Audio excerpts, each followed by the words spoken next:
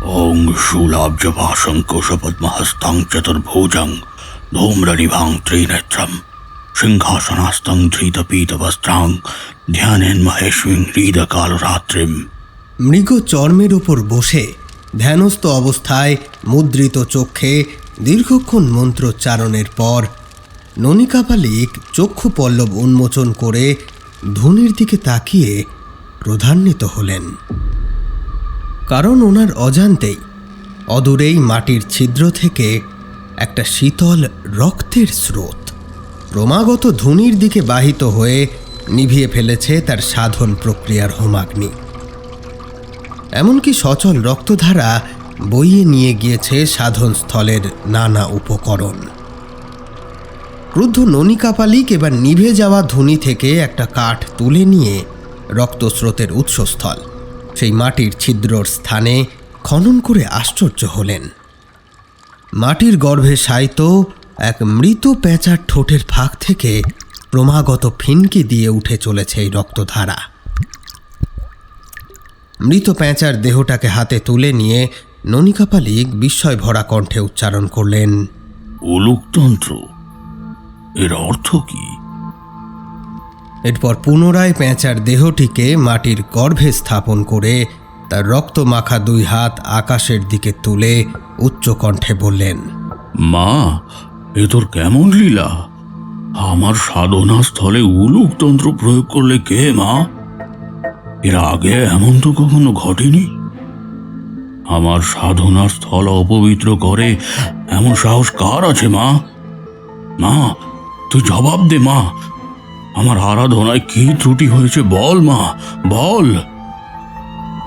ননিকাপালিকের আবেদন সমাপ্ত হতেই পশ্চিম দিকের আকাশ চিরে একটা বজ্রপাত নামল সম্মুখের শুকনো গাছের ওপর। গাছটা দাউ দাউ করে জ্বলে উঠলে ননিকাপালিক বললেন, বেশ, তুই যখন চাইছিস তবে তাই হবে। আমি তোর সংকেত বুঝতে পেরেছি মা। জগৎ সংসারের ভার যখন তুই আমার হাতে তুলে দিয়েছিস, আমি নিশ্চয়ই তা পালন করব। এ মায়ার উত্থান সৃষ্টি পথের বাধা হয়ে দাঁড়ালে আমি আমার সর্বশক্তি প্রয়োগ করে বিনাশ করব। আমি এখনই এ স্থান ত্যাগ করব। এই অশুভ ইঙ্গিতের সন্ধানে পশ্চিমের পথ ধরব। তুই সঙ্গে থাকিস মা, আশীর্বাদ করিস। বম কালী। এই বলে ননিকাপালিক ওনার পাশে থাকা ঝুলিটা কাঁধে তুলে নিলেন। তারপর পূজাস্থল থেকে তার সব সময়ের সঙ্গী রক্তস্নাত করটিটা তুলে নিয়ে জ্বলন্ত গাছের পাশ ধরে হেঁটে চললেন অশুভ শক্তির সন্ধানে।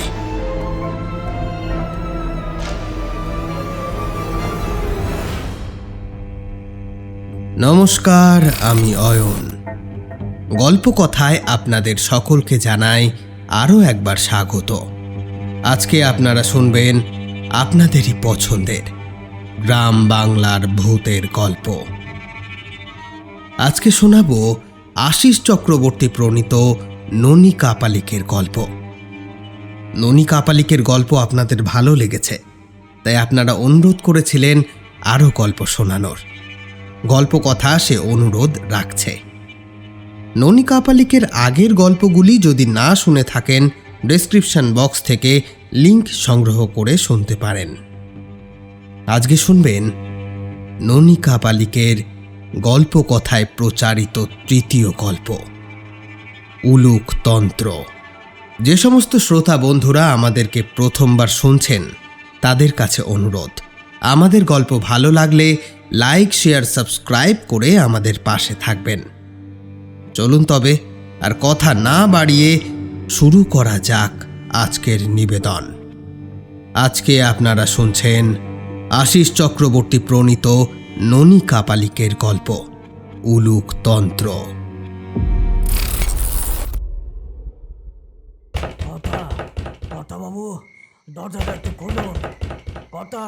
ঘরের বাইরে থেকে দরজা পেটানোর আওয়াজ কানে প্রবেশ করা মাত্র উমাশঙ্কর চোখ খুলে ধর্মড়িয়ে বিছানায় উঠে বসলেন।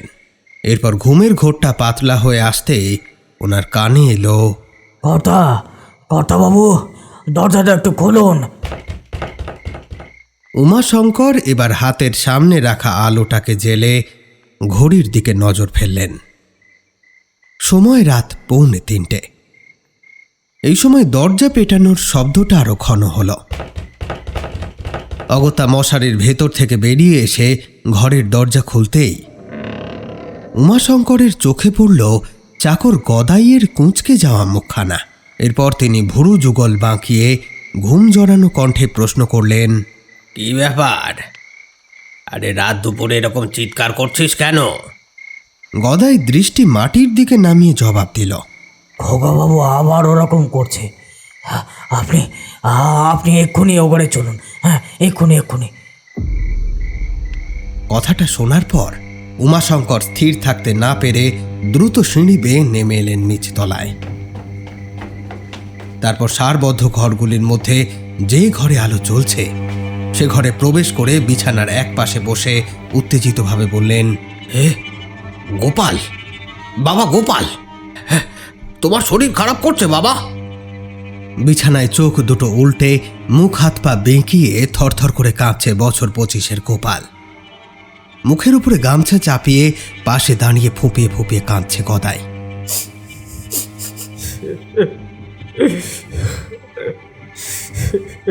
উমাশঙ্কর গোপালের মাথায় হাত বোলাতে বোলাতে ফের জিজ্ঞেস করলেন, বাবা গোপাল, তাকাও আমার দিকে, তাকাও।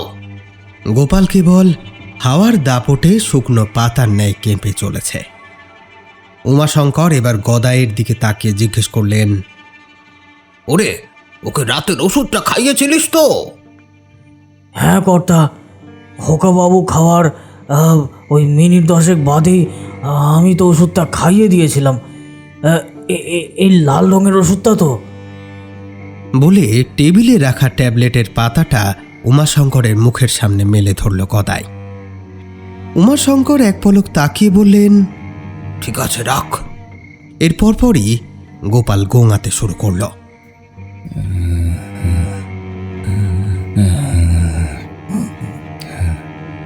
সেই সঙ্গে ওর ছটফটানির গতিটাও সামান্য বাড়ল। ব্যস্ত হয়ে পড়লেন উমাশঙ্কর। গদাই, শীঘ্রই জল নিয়ে আয়।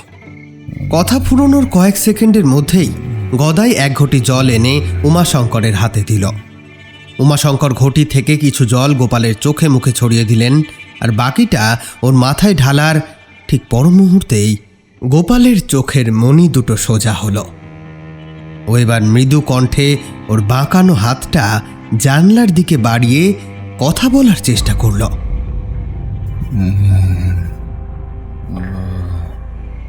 বাবা, বাবা, ও আবার এসেছে, আবার এসেছে বাবা।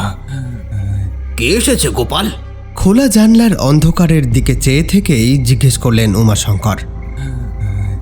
ওই কালো, ওই কালো কুৎসিত লোকটা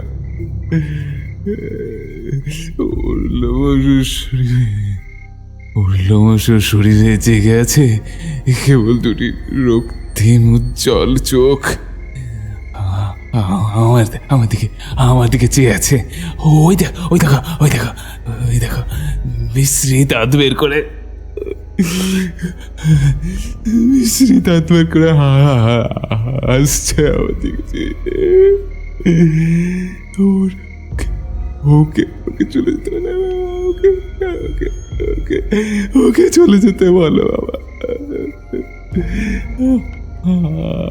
আমার ভয় করছে, আমার ভয় করছে বাবা। ও আমার মেরে ফেলে, ভাই তুমি বাঁচাও বাবা। কই, কাউকে তো দেখতে পাচ্ছি না। কে তোমাকে মেরে ফেলবে? আমি আছি, গদাই আছে, কেউ তোমার কিছু করতে পারবে না বাবা। তুমি ভয় পেও না, শান্ত হও বাবা, শান্ত হও। গদাই এই ফাঁকে জানলার সামনে এগিয়ে গিয়ে বলল, কই খোকাবাবু, জানলার বাইরে কেউ তো নেই, এই তো আমি দাঁড়িয়ে আছি, দেখো আমার দিকে। চিৎকার করে উঠল গোপাল। তুমি সরে যাও গদা কাকা, লোকটা 2 হাত বাড়িয়ে তোমার কলা টিপতে চাইছে। ওর হাত পায়ের বাঁকানো নখ গেঁথে দিতে চাইছে তোমার গলায়। সরে যাও, ওখান থেকে সরে যাও, এক্ষুনি সরে যাও। কথাগুলো বলতে বলতে গোপাল বিছানার একদিকে সরে গিয়ে গুটিসুটি মেরে বসে রইল। উমাশঙ্কর বললেন, গদাই, জানলা বন্ধ করে তুই সরে আয়। গদাই জানলাটা সজোরে বন্ধ করে বিছানার সামনে সরে দাঁড়ালো। গোপালের চোখ থেকে ভয় সামান্য সরে যেতেই ও বলল, জল খাবো, জল খাবো, জল দাও, জল খাবো। গদাই জল এনে দিলে ও তপ্ত মরুভূমির মতো সবটুকু শুষে নিয়ে বিছানায় ছোট্ট হয়ে শুয়ে মৃদু স্বরে বিড়বিড় করে চলল। ও আছে, ও আছে, এখনো আছে, যায়নি, যায়নি, ও যায়নি, যায়নি, যায়নি। বিরাট বিরাট পাখনা ছড়িয়ে বো বো করে উঠছে বাড়ির ছাদের ওপরে।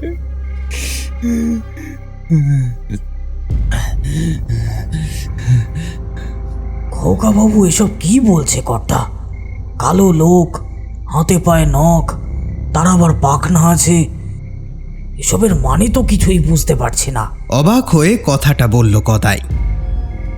উমাশঙ্কর ধমকে বললেন, তোর না বুঝলেও চলবে।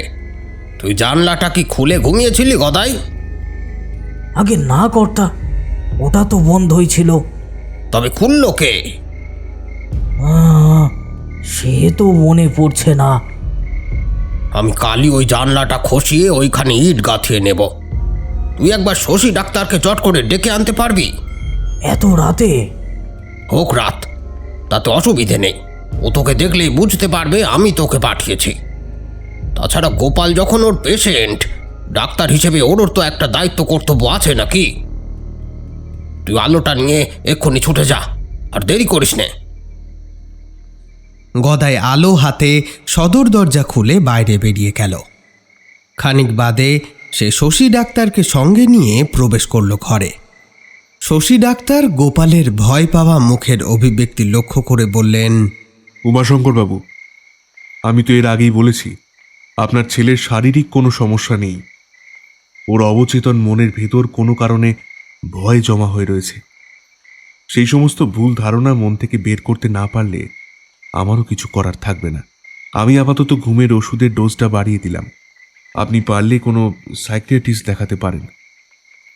কি কারণে ও ভয় পাচ্ছে সেটা জানার প্রয়োজন আছে। ভয়ের উৎপত্তিটা না জানতে পারলে ওকে সুস্থ করা যাবে না। প্রথম যেদিন ওকে আমার ক্লিনিকে নিয়ে এলেন সেদিনই তো আপনার কাছে জানতে চেয়েছিলাম যে এর মধ্যে ভয় পাবার মতো ওর সঙ্গে তেমন কিছু ঘটেছে কিনা। আপনি তো সেটাও বলতে পারলেন না আমাকে। ওর সঙ্গে তেমন কিছু ঘটে থাকলে তো বলবো ডাক্তারবাবু। সারাক্ষণই তো আমার সঙ্গেই থাকে। আমার ব্যবসার দেখাশুনো সূত্রে আমরা দুজনে একই গাড়িতে যাওয়া আসা করি। বাড়ি আর ব্যবসা এই তো ওর জগৎ। এর বাইরে বন্ধু বান্ধব বা আলাদা কোনো সমাজে ওকে মিশতে তো দেখিনি। মনে দাগ কাটার মতো ঘটনা বলতে মাসখানেক আগে আমার ছোট ভাইটা হঠাৎ মারা যায়। এছাড়া তেমন কিছু ঘটেনি। আপনার ভাই কিভাবে মারা গিয়েছিল? কিছু মনে করবেন না, অপ্রিয় কথাটা জিজ্ঞেস করছি কারণ মৃত্যুতে কোনো অস্বাভাবিকতা থাকলে সেটা আপনার ছেলের মনে দাগ কাটতে পারে। প্রশ্নটা করে আপনি ভালোই করেছেন ডাক্তার। ওর মৃত্যুটা সামান্য ঘটনা, তবে আশ্চর্যজনক মৃত্যুর দিন 7 আগে ওর ঘরে কোত্থেকে একটা ধেড়ে বাদুড় এসে বাসা বেঁধেছিল। বাসা মানে ওই দিনের বেলা ছাদ থেকে ইলেকট্রিকের তার ধরে ঝুলে থাকতো। ওটাকে তাড়ানোর অনেক চেষ্টা করেছিল, কিন্তু বেয়ারা বাদুড়টা কিছুতেই যায়নি।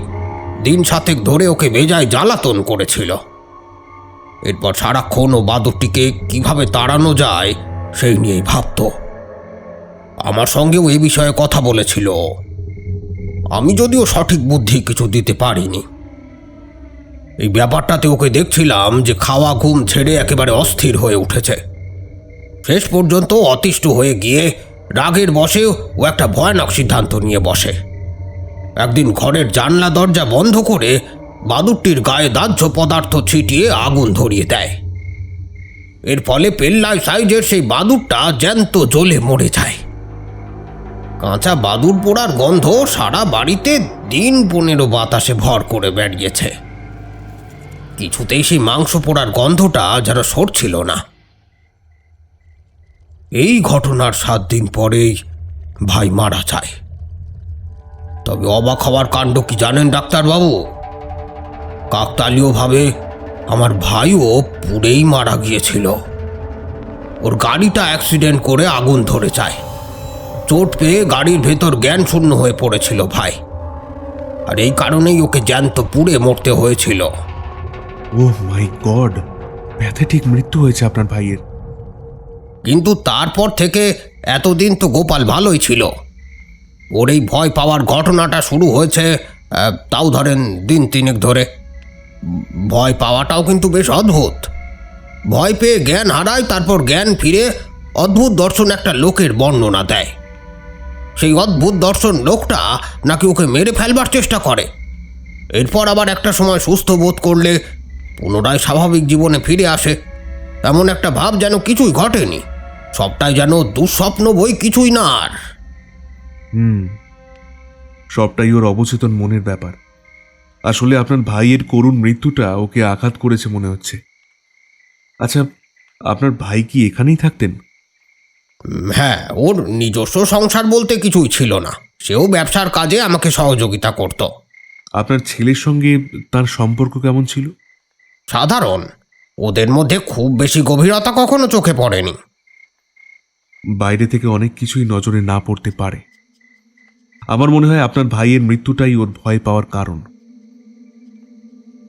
কর্তা, দিন 20 আগে ওই ব্রজ মারা যাবার ব্যাপারটা বললেন না? ব্রজ কি? ও ও আমার পোষা কুকুর। গোপাল ব্রজকে খুব ভালোবাসত। জানোয়ার বলে তেমন আমল দিইনি ঠিকই, তবে ওর মৃত্যুটাও রহস্যজনক বলা যেতে পারে। কিভাবে মারা গেছিল ব্রজ? মরার দিন সারা ঘরময় ছুটে ছুটে চিৎকার করে চলেছিল, যেন কিছু দেখতে পেয়েছে।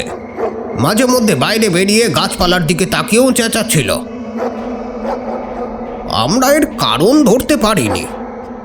কুকুরের ওই রকম শূন্যে তাকিয়ে চিৎকারের স্বভাব থাকে বলে ব্যাপারটা সেই সময় গুরুত্বও দিইনি সেইভাবে। যে যার নিজেদের কাজে ব্যস্ত ছিলাম।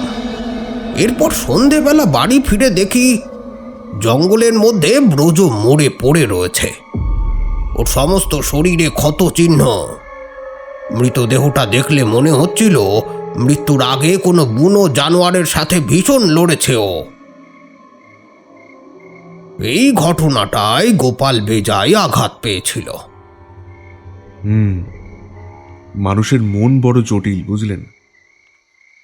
সামান্য ব্যাপারও মাঝে মাঝে মনের মধ্যে অনেক বড় প্রভাব ফেলে যেতে পারে। গোপাল পরিষ্কারভাবে সমস্ত ঘটনা খুলে বললে সুবিধা হতো, কিন্তু সেও তো সম্ভব না। কারণ ভয়টা মাঝে মধ্যে ওর অবচেতন মনের উপর প্রভাব ফেলে ওকে অতিষ্ঠ করে তুলছে। সারাক্ষণ থাকছে না। ভয়ের স্তরটা কেটে যেতেই ও স্বাভাবিক জীবনযাপন করছে। কিছুই মনে থাকছে না ওর। তখন ও যেন অন্য মানুষ হয়ে উঠছে। আজকে ও ঘরের মধ্যে কাউকে দেখতে পাচ্ছে বলছিল। আচ্ছা ডাক্তারবাবু, আমার ছেলে কি মানসিক ভারসাম্য হারিয়ে ফেলছে? আপনি এখনই এসব ভাবছেন কেন? আপনি বরং ওকে কোথাও চেঞ্জে নিয়ে যান। নতুন জায়গা, নতুন মানুষজন দেখলে হতে পারে ওর মনের ভয়টা আর থাকবে না। Out of sight out of mind বলে একটা কথা আছে, আপনি সেটা জানেন তো? আমার মনে হয় আপনার এই বাড়ি, ওই জানলাটা, এই পরিবেশ থেকে ওর কিছুদিনের জন্য মুক্তি দরকার। বাকি যা যা ওষুধ দিয়েছি সেগুলো ঠিকমতো খাইয়ে যান, আশা করি উপকার পাবেন। আজ তাহলে আসি। শশী ডাক্তার চলে যাওয়ার পর উমাশঙ্কর বললেন, কোথায় যাই বলো তো গদাই? আমার বার্ধক্যের সম্বল একমাত্র ছেলের এই অবস্থায় আমার নিজেরই তো মাথা ঠিক নেই। এই সময় ওকে নিয়ে কোথায় ঘুরবো বলো তো? না না, আমি আর ভাবতে পারছি না।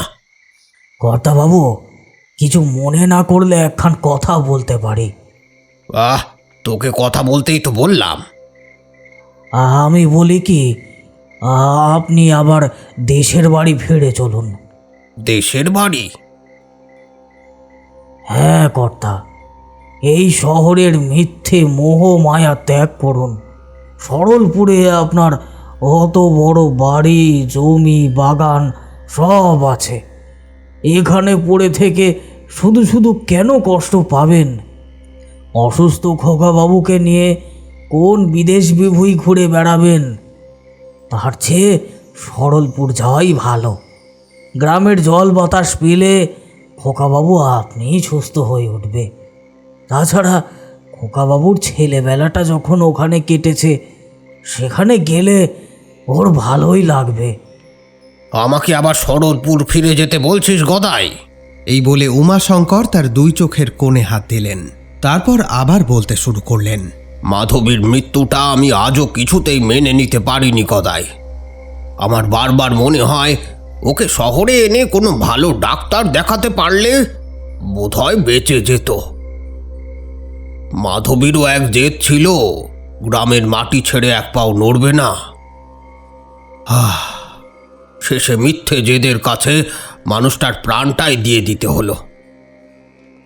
এই একটা আক্ষেপেই তো আমি গ্রাম ছেড়ে গোপালকে সঙ্গে করে এই শহরে এসে উঠেছিলাম। তুই আবার আমাকে সেই গ্রামে ফিরে যেতে বলছিস? বৌদিমনের কথা আমিও ভুলতে পারিনি কর্তা। অমন পয়মন্ত মেয়ে কজনের বাড়িতে থাকে? ভালো ছিলেন বলেই তো ভগবান কাছে ডেকে নিলেন। তবুও এই বুড়োর কথা বিশ্বাস করুন, গ্রামে ফিরলেই খোকাবাবু আবার ভালো হয়ে উঠবে। আপনি তো শহরের ডাক্তারের ওষুধ সঙ্গে নিয়েই যাচ্ছেন, তাহলে আর চিন্তা কি? মাঝে মধ্যে শহরে এসে ওকে ডাক্তার দেখিয়ে নিয়ে যাবেন। তাছাড়া ডাক্তারবাবু তো বললেন খোকাবাবুর কিচ্ছু হয়নি।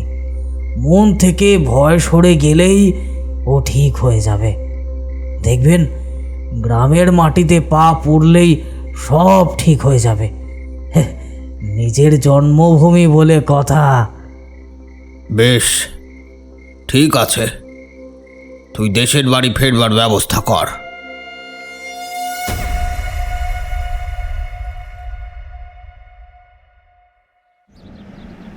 খোলা প্রান্তরের মাথার উপর ধীরে ধীরে জমা হচ্ছে কালো পাথরের মতো মেঘের স্তূপ। উঁচু নিচু গাছপালাগুলোর মাথা বেঁকে যাচ্ছে ঝোড়ো বাতাসের দাপটে। জমির আল দিয়ে হেঁটে যেতে যেতে গদাই বলল, খোকাবাবু, ঝড় উঠছে, বাড়ি ফিরে চলো। প্রকৃতির আচমকা রূপ বদলের দৃশ্য দেখতে দেখতে গোপাল স্বাভাবিকভাবেই বলল, এখানে একটা তাল গাছে ঘেরা পুকুর ছিল না গদাই কাকা? তোমার তো সবই মনে আছে দেখছি।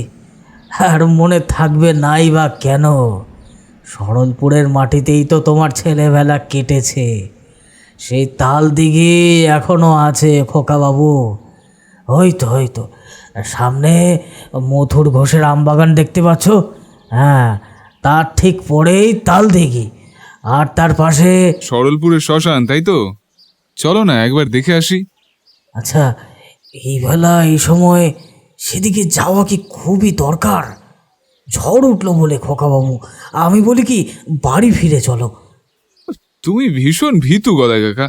ছেলেবেলায় আমি, যদু, মাধব কত শ্মশানের আমড়া গাছ থেকে সন্ধেবেলা আমড়া পেরে খেয়েছি। কত ভালো ছিল সেসব দিন। হ্যাঁ, আর তুমি কথায় কথায় খোকা বাবু বলো না তো, খুব কানে বাঁধে। আমার নাম ধরে রাখতে পারো না? না, সে কি করে হয়? আমি চাকর মানুষ। ওসব বাজে কথা রাখো, তাল দেখি, চলো দেখি। কথা শেষ করে গোপাল দ্রুত পা চালালো তাল দিঘির উদ্দেশ্যে। গদাই পিছু পিছু নিষেধ করতে করতে ছুটে চলল। খোকাবাবু!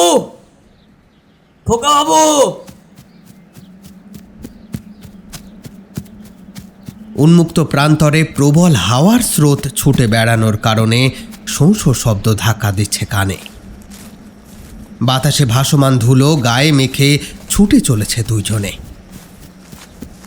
মথুর ঘোষের আমবাগানকে পেছনে ফেলে সবেমাত্র ওরা শ্মশানের মাটিতে পা ফেলেছে, এমন সময় আলো আধারির মাঝে দণ্ডায়মান একটা ছায়া মূর্তি দেখে ওদের পায়ের গতি ফুরিয়ে গেল।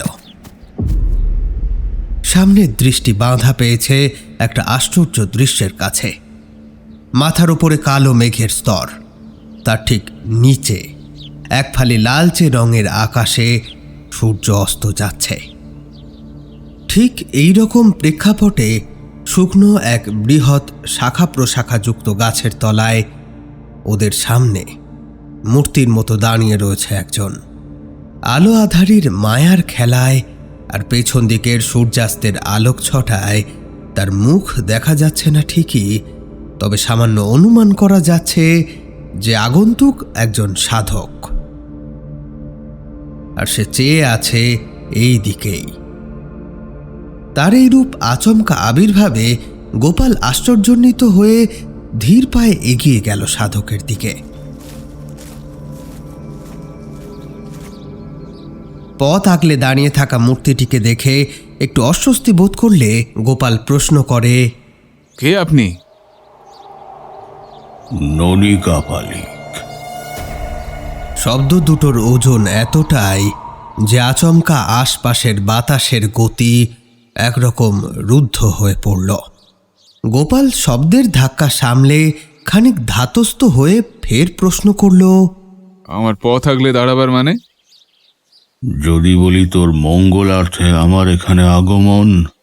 আমাকে চেনেন না, জানেন না, আর আমার মঙ্গল কামনায় আপনি হাজির? এও বিশ্বাসযোগ্য? হ্যাঁ, হাসালেন। জগৎ সংসারের যা কিছু তোর কাছে অবিশ্বাস্য, প্রকৃত অর্থে সেগুলি বিশ্বাস্য। মানে?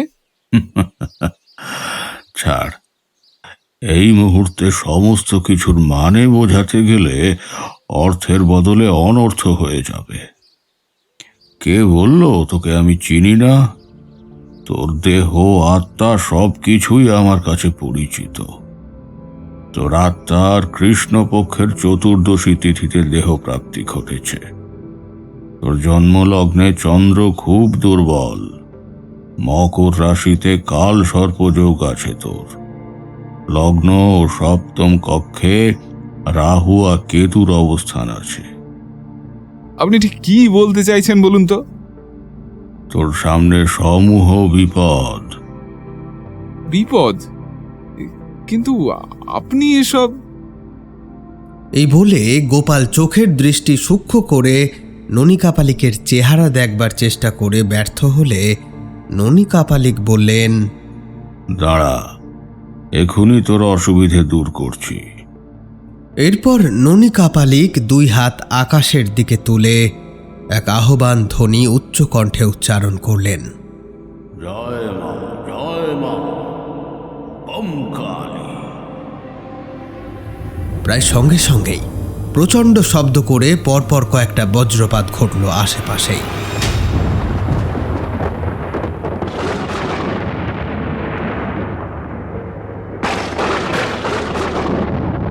চারপাশটা কিছুক্ষণের জন্য আলোকিত হয়ে উঠলে গোপাল দেখল ওর সামনে দাঁড়িয়ে রয়েছে শুকনো কাঠের মতো চেহারা নিয়ে একজন তান্ত্রিক গোছের লোক, যার বয়স আন্দাজ করা শক্ত। সর্বাঙ্গে চিতাভস্য, মাথা ভর্তি জট, গাল ভর্তি দাঁড়ি গোপ, কপালে মেটে সিঁদুরের প্রলেপ, চোখ দুটো ধীর, অনন্ত গভীর, গলায় রুদ্রাক্ষ, পদ্মবীজ ও নানা শেকড় বাকড়ের মালা, পরনে কেবলমাত্র কৌপিন, বাম কাঁধে ঝুলি আর ডান হাতে একটা সাদা ধবধবে করটি। এবারে গদাই গোপালের কানের কাছে মুখ নিয়ে গিয়ে বলল, খোকাবাবু, কোনো বড় মাপের সাধু ঠাধু মনে হচ্ছে। প্রণাম সেরে চলো চলে যাই। বেশি কথা বলতে যেও না, শেষটায় রেগে আবার অভিশাপ টভিশাপ দিয়ে ফেললে বিপদ বাড়বে। তুমি দাঁড়াও গদাই কাকা, এদের আমি ভালো মতন চিনি। ওসব মালা গলায় চড়িয়ে আর হাতে মরার খুলি ধরলে কেউ সাধু হয় না। সত্যিকারের সাধু সাধারণ মানুষের ধরা ছোঁয়ার বাইরে, আর এরা হচ্ছে ভণ্ড। মানুষকে বিপদের কথা শুনিয়ে তাবিজ কবজ ধরিয়ে 2 পয়সা কামানোর চেষ্টা করে। এই অবধি বলে গোপাল ননিকা পালিকের দিকে চেয়ে বলল, কিন্তু আপনার চালাকি তো আমার কাছে চলবে না। আমাকে ঠকানো অত সহজ নয়, তাই এসব নাটক ছেড়ে রাস্তা থেকে সরে দাঁড়ান। গোপালের তিক্ততাপূর্ণ কথায় ইন্দ্রিয় গোচর হওয়ার পর কাপালিকের চোখ দুটো শেষ রাতের তারার মতো একবার নিষ্প্রভ হল। সেই সাথে চোয়ালও দৃঢ় হয়ে এসেছিল। তবুও নিজেকে সংবরণ করে ননী কাপালিক বললেন, তুইও দেখছি তোর পিতার পদাঙ্ক অনুসরণ করছিস। অর্থের গরিমা তোর পিতারও এক সময় ছিল, এখন অবশ্য ভেতরে ভেতরে অনেকটাই ভেঙে পড়েছে। যা, বাড়ি ফিরে তোর জন্মদাতাকে জিজ্ঞাসা কর ননী কাপালিকের কথা মনে আছে কিনা। আর তোর মতিভ্রম বিনষ্ট হলে আমার কাছে আসিস। আমি দিন কয়েক এই শ্মশান ভূমিতেই আছি। এরপর ননী কাপালিক ঝুলির ভেতর হাত ঢুকিয়ে একটা বস্তু বার করে গোপালের দিকে বাড়িয়ে দিয়ে বললেন, আশা করি এটা দেখলেই উমাশঙ্করের সব কথা মনে পড়বে। বস্তুটা হাতে ধরে গোপাল দেখল সেটা একটা পক্ষী জাতীয় প্রাণীর মাথার খুলি। ওদিকে কথা শেষ করে ননী কাপালিক গাছগাছালির ভেতর দ্রুত পা চালিয়ে কোথায় যেন হারিয়ে গেলেন। এবারে গোপাল খুলিটা মাটির উপরে আছড়ে ফেলে একটা তাচ্ছিল্য ভরা হাসি ছেড়ে বলল,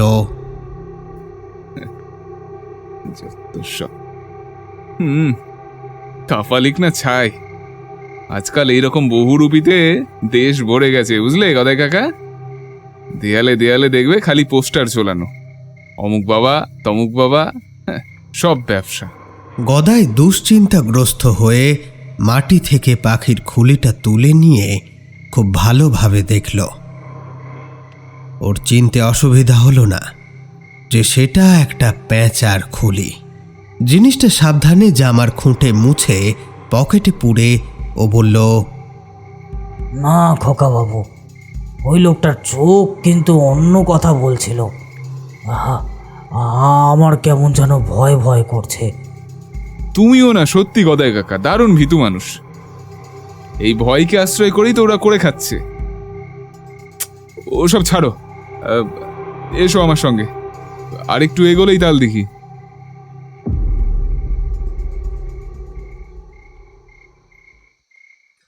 ওরা যখন তালদিঘির পাড় বরাবর হেঁটে চলেছে ঠিক তখনই মুষলধারে বৃষ্টি নামল। একটা ঝাঁকড়া গাছের তলায় দাঁড়িয়ে বিরাট দিঘির ওপরে বৃষ্টির ফোঁটার আলোড়ন উপভোগ করতে থাকল গোপাল। হালকা হিমেল বাতাসের স্পর্শে ওদের আধ ভেজা শরীরে শিহরণ জাগছে।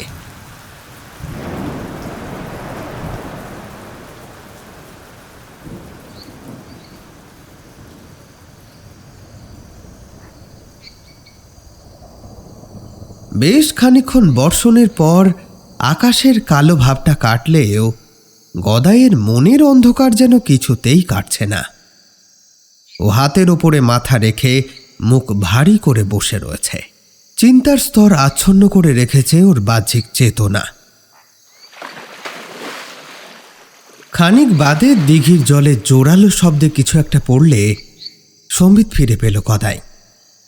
আশেপাশে চোখ ঘুরিয়ে দেখল গোপাল নেই। বৃষ্টি ধোঁয়া দূর দূরান্তের দিকে চেয়ে চিৎকার করে ডাকতে লাগলো,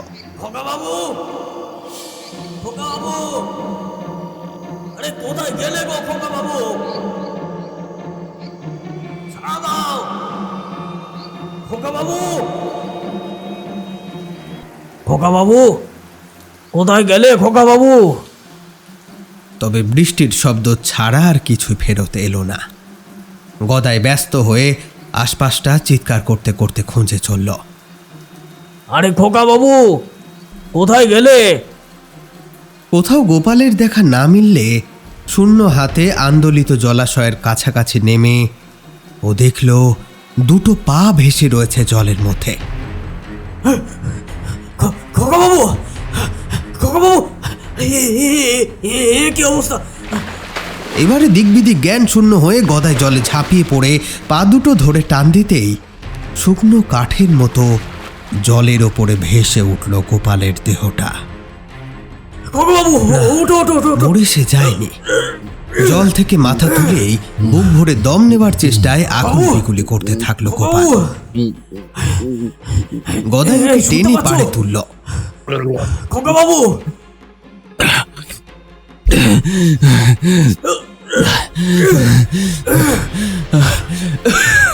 বাবু, বাবু, শুনতে পাচ্ছ খোকা বাবু?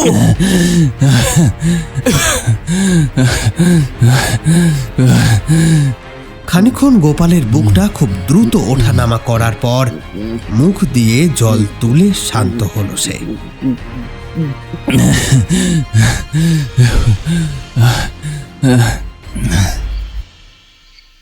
গদাই ওর কাঁধ ধরে ঝাঁকিয়ে জিজ্ঞেস করলো, খোকা বাবু, খোকা বাবু, আমার কথা শুনতে পাচ্ছ? হ্যাঁ, এই চোখ খোলো, চোখ খোলো খোকা বাবু। কি হলো, শুনতে পাচ্ছ আমার কথা?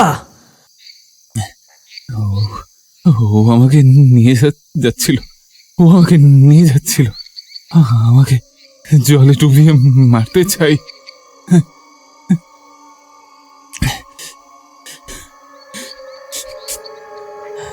কে কে তোমাকে টেনে নিয়ে যাচ্ছিল?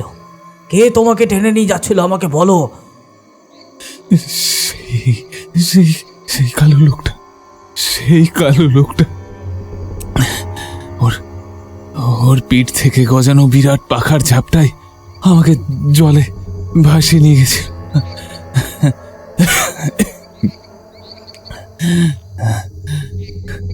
কামড়ে কামড়ে ধরতে চেয়েছিল আমার ঘাটটাকে। ও এখনো জলেই আছে। ওর জলের মধ্যেই আছে।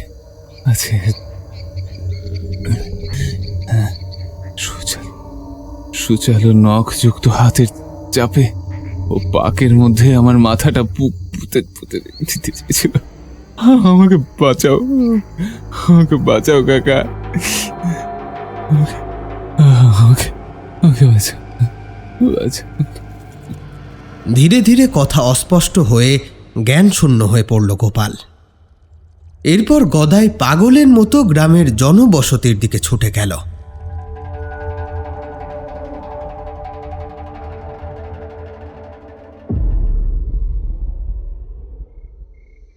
গোপালের জ্ঞান ফিরল না।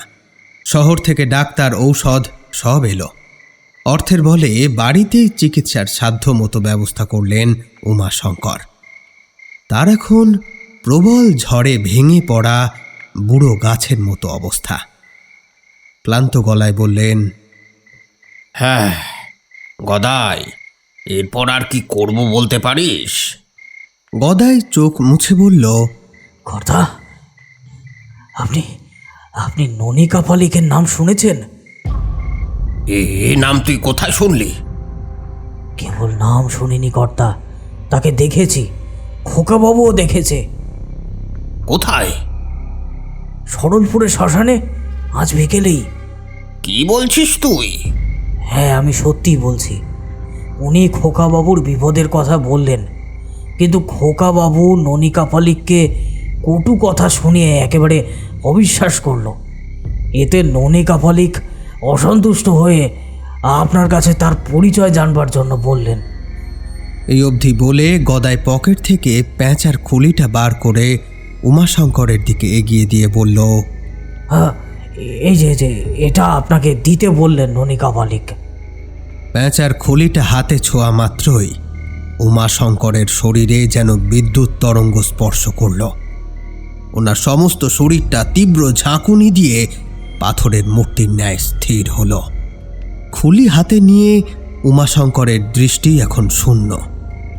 গদাই কর্তার এইরূপ অদ্ভুত আচরণ লক্ষ্য করে বলল, কি হলো কর্তা, আপনি কি ননিকা পালিককে চেনেন? তাকে ভুলি কি করে? আমার সমস্ত ঘটনা স্মরণে এসেছে গদাই। তার সঙ্গে প্রথম সাক্ষাতের অতীত স্মৃতি এখন ছবির মতো স্পষ্ট মনে পড়ছে আমার। তিনি সাধারণ কোনো মানুষ নন, বুঝলি গদাই। কঠিন সাধনার দ্বারা বিশ্ব প্রকৃতি থেকে আশ্চর্য কিছু শক্তি আহরণ করে সে শ্মশানের পথে শিশুর ন্যায় সারল্য নিয়ে ঘুরে বেড়াচ্ছে। দু চোখে ব্রহ্মজ্ঞান, সর্বাঙ্গ দিয়ে বিচ্ছুরিত তেজ, জগৎ সংসারের কামনা বাসনা মোহ মায়া তার কাছে ঘেঁষতে দেয় না। ওনার বাইরের চেহারাটা আসলে একটা ধোঁকা, বুঝলি গদাই? ভেতরে ভেতরে সে একটা শক্তির ভাণ্ডার। আপনি ননিকা পালিক সম্বন্ধে এত জানলেন কিভাবে দাদাবাবু? জানলাম তার কারণ মহা বিপদের থেকে উদ্ধারের জন্য একবার তার শরণাপন্ন হতে হয়েছিল আমাকে। কিরকম বিপদ?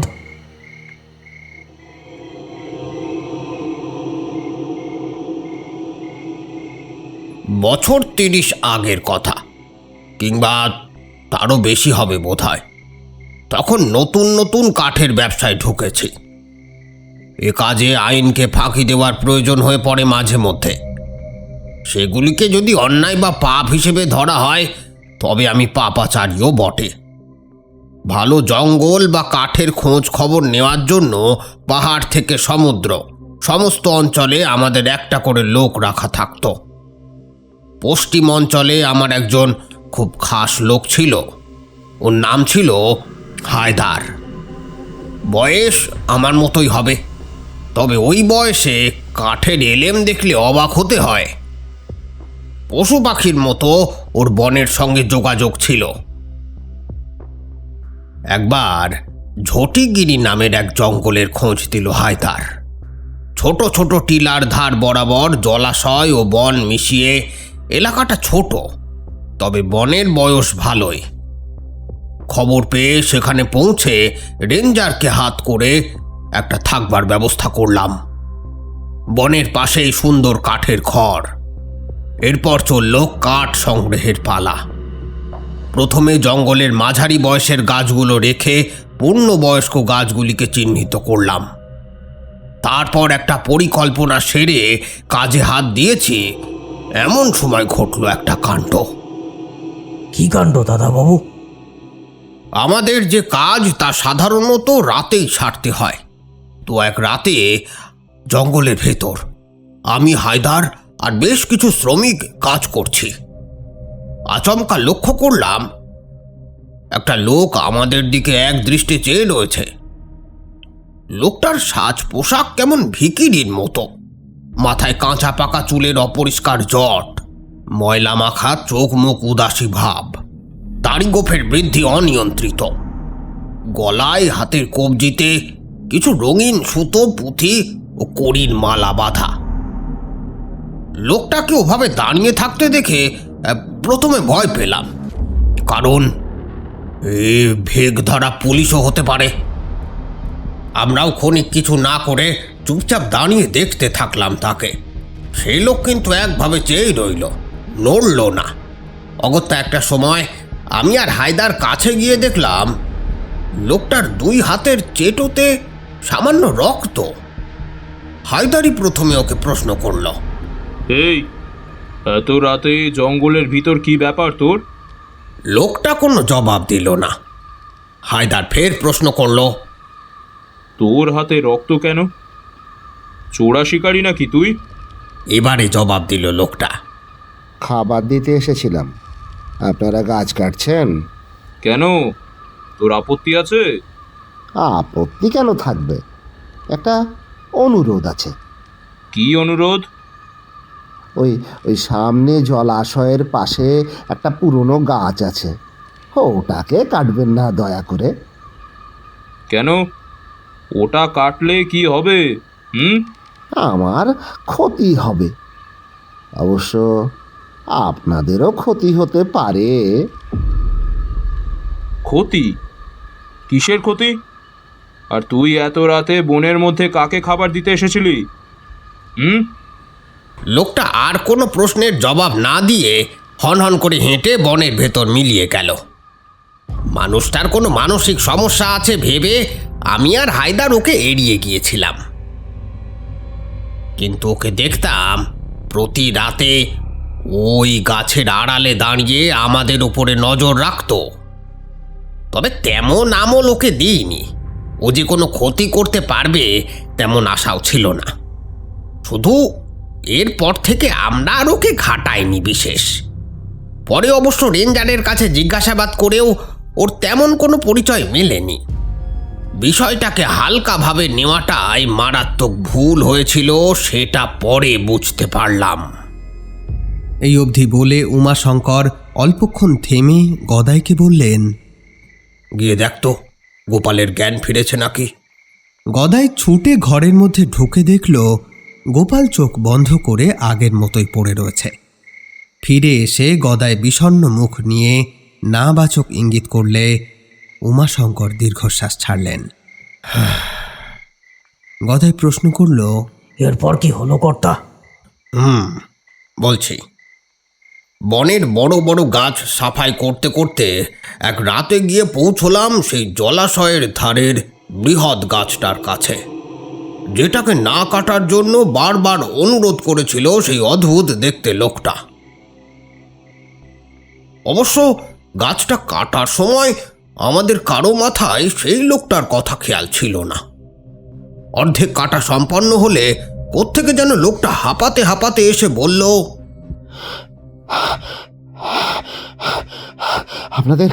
আপনাদের বারণ করেছিলাম এই গাছ কাটতে, তবুও শুনলেন না। আমার এত বড় ক্ষতি করে দিলেন। আমি প্রশ্ন করলাম, কি নাম তোমার? আগে গগনপতি। সেন দৃষ্টিতে তাকিয়ে সে জবাবটা দিল, এই গাছে এমন কি আছে যার কারণে তোমার ক্ষতি হবে?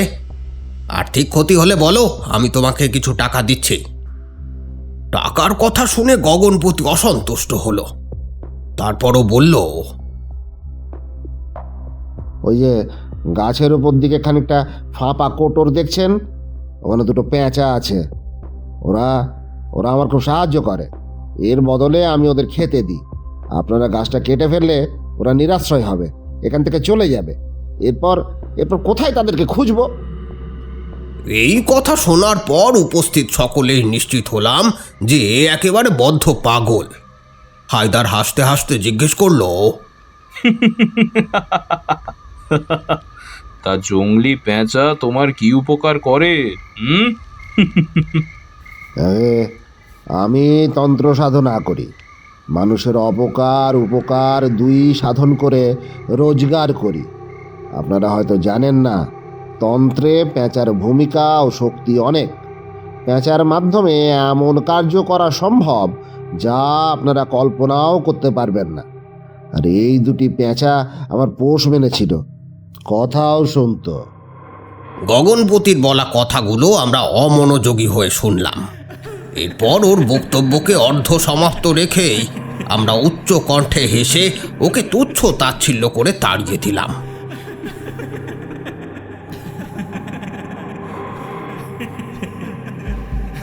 গগনপতি কেমন একটা আক্রোশ ভরা দৃষ্টি আমাদের ওপর ছুড়ে দিয়ে সেখান থেকে চলে গেল। তখন বুঝিনি ওর ওই আক্রোশ ভরা দৃষ্টির প্রতি পলকে অভিশাপ আছে। এরপর গাছ কাটা সমাপ্ত হলে গাছটা মাটিতে আছড়ে পড়ার পর দেখলাম দুটো আহত পেঁচা এদিক সেদিক কর্কশ কণ্ঠ ছেড়ে ঘোরাফেরা করছে।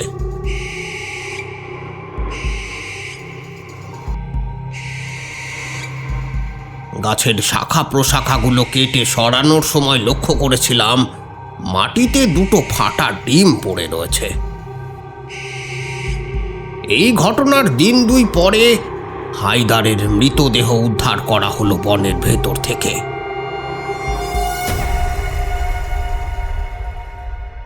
আপনি কি বলছেন কর্তাবাবু?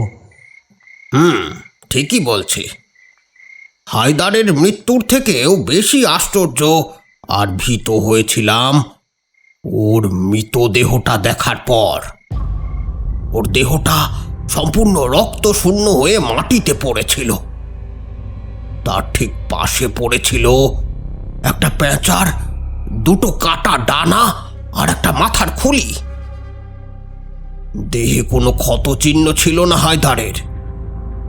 ময়না তদন্ত করেও মৃত্যুর সঠিক কারণ জানা যায়নি। হায়দারের এইরূপ আশ্চর্যজনক মৃত্যু এমনভাবে প্রভাব ফেলল যে আমার বাকি সঙ্গী সাথী কর্মচারীর দল দ্রুত স্থান ত্যাগ করল। সংগ্রহ করা গাছ চালানের উদ্দেশ্যে কেবল রয়ে গেলাম আমি। তবে ওর মৃত্যু রহস্য আমাকে যখন ভেতর থেকে পুরোপুরি ধ্বংস করে ফেলেছে, এমনই একদিন সকালবেলা বিছানা থেকে উঠে দেখি আমার বালিশের তলায় কে যেন কখন একটা লাল কাপড়ের পুঁটুলি রেখে গিয়েছে। পুঁটুলিটা কালো সুতো দিয়ে শক্ত করে বাঁধা। আমি চটপট বিছানায় উঠে পুঁটুলিটা হাতে নিয়ে বাঁধন খুলতেই ওটা আমার হাত থেকে খসে পড়ে গেল। আর দেখলাম ওর ভেতরে রাখা ছিল রক্ত মাখা দুটো পাখির ঠোঁট। খানিক দেখার পর বুঝেছিলাম ও দুটো পেঁচার ঠোঁট। ভয়ে তো তখন আমার শির দ্বারা দিয়ে ঠান্ডা জল বইতে আরম্ভ করেছে। ঘর থেকে বেরিয়ে বাইরে পা রাখতেই যাব, এমন সময় নজর গেল চৌকাঠের দিকে। দেখলাম সেখানে লাল সিঁদুরের একটা বৃত্ত অঙ্কন করে সরু সরু কাঠে কিছু উপকরণ পোড়ানো হয়েছে। এসবের মানে আমি কিছুই বুঝলাম না, কিন্তু কেন যেন সেই মুহূর্তে চোখের সামনে দেখা গগনপতির মুখটা ভেসে উঠল। সে বলেছিল ও নাকি তন্ত্র চর্চা করে, অর্থাৎ সে এখন তার বিদ্যে আমাদের উপর প্রয়োগ করে বদলা নিচ্ছে। এক মুহূর্তে হায়দারের মৃত্যুর সমস্ত কারণ আমার কাছে পরিষ্কার হলো এবং তৎক্ষণাৎ আমার বুকের কাছে ঠান্ডা পাথর চেপে বসল। কারণ হায়দারের পর আমি এখন ওর দ্বিতীয় শিকার। রাত বিরেতে বনের ভেতর কাজ করি, তাতে অনেক সময় জঙ্গলি জানোয়ারের মুখোমুখিও হতে হতো। সে কারণে সঙ্গে কিছু আগ্নেয় অস্ত্র ছিল। তারই একটা তুলে নিয়ে জঙ্গলের ভেতর ওই গগনপতির খোঁজে বেরুলাম। ইচ্ছে ছিল আইন কানুনের পরোয়া না করে দেখা মাত্রই ওর মাথা লক্ষ্য করে গুলি ছুড়ব। আমাকে কিছু করার আগে চিরদিনের মতো ঘুম পাড়িয়ে দেব ব্যাটাকে। কিন্তু সেই ইচ্ছে পূরণ হলো না। গগনপতি আড়াল থেকেই ওর তন্ত্রবিদ্যা প্রয়োগ করে চলছিল। পরের দিন বিছানা ছেড়ে উঠবার সময় খেয়াল করলাম আমার সারা দেহ এবং বিছানায় পেঁচার পালক, নখ ও কিসের যেন ভস্ম ছড়ানো রয়েছে। এ তো আরো ভয়ানক ব্যাপার। আমার বন্ধ ঘরের ভেতর এসব কখন আর কিভাবে এসে পৌঁছলো? গায়ের কালো ছাইগুলো ঝেড়ে ফেলে আয়নার সামনে গিয়ে দাঁড়াতেই আমার দেহটা টাল খেয়ে মেঝেতে পড়ে যেতে চাইল। কেন কর্তা? আয়নায় আমি কাকে দেখছি? আমার কোমর থেকে পরনের প্যান্ট খসে পড়তে চাইছে, গায়ের জামা বেখাপ্পা ঢোলা হয়ে ঝুলে রয়েছে, অর্থাৎ আমার চেহারা শুকিয়ে দড়ি হয়ে গিয়েছে। এক রাতের মধ্যে মাথার চুল রুক্ষ, চোখ কোটরে ঠেলা, গালের মাংসের বদলে সেখানে হাড় উঁচু হয়ে রয়েছে, চোয়ালের ও গলার হাড়ও বেরিয়ে পড়েছে। আমি ভয়ে উত্তেজনায় কাঁপতে কাঁপতে সম্পূর্ণ পোশাক খুলে আয়নার সামনে দাঁড়িয়ে দেখলাম শরীরে মেদ মাংস বলে কিছু নেই। হাড়ের কাঠামোর ওপর কেবল পাতলা চামড়ার প্রলেপ মাত্র। আমার কি ভয়ঙ্কর দশা হলো! বিছানায় পড়ে কাঁদতে কাঁদতে এসব থেকে বাঁচবার উপায় কি সেটাই খুঁজতে থাকলাম। যে বিভৎস চেহারা আমার হয়েছে তাতে সাহায্যের জন্য বাইরে বেরোবার উপায়ও নেই, কারণ উমাশঙ্কর পরিচয়ে কেউ তো আমাকে চিনতেই পারবে না। ঘরের মধ্যে শুয়ে কেবল মরবার অপেক্ষা করা ছাড়া আমার আর কোনো উপায় ছিল না। এদিকে দিনের আলো কমে আসতে লাগলো। আমি নিজেকে বোঝাতে লাগলাম এই মুহূর্তে হাল ছাড়লে চলবে না, কিছু একটা তো আমাকে করতেই হবে। তাই হাতে আগ্নেয়াস্ত্রটা তুলে নিয়ে ওই দুর্বল শরীরেও টলতে টলতে বনের ভেতর খুঁজে বেড়াতে লাগলাম সেই শয়তানটাকে। মনে মনে প্রতিজ্ঞা করেছিলাম মরবার আগে ওকে শেষ করব। তবে ওর হদিশ মিলছিল না কোথাও। এদিকে দিনে দিনে ক্ষয়ে আসছিল আমার শরীর। এভাবে চলতে চলতে এক রাতে বনের মধ্যিখানে দূর থেকে আগুনের শিখা লক্ষ্য করলাম। সময় নষ্ট না করে উদ্যত রাইফেল হাতে ছুটে গেলাম সেদিকে। খানিকটা এগিয়ে যেতেই দেখলাম একজন তান্ত্রিক ধুনি জেলে তন্ত্রক্রিয়া করছে। আমার শরীরে স্নায়বিক উত্তেজনা এলো। অভীষ্ট পূরণ হতে দেখলে যেমন হয় ঠিক তেমন। রাইফেল তাক করে আরো কাছে এগিয়ে গেলাম। ইচ্ছে ছিল খতম করার আগে শয়তানের ভয়ার্ত মুখখানা কাছ থেকে দেখব,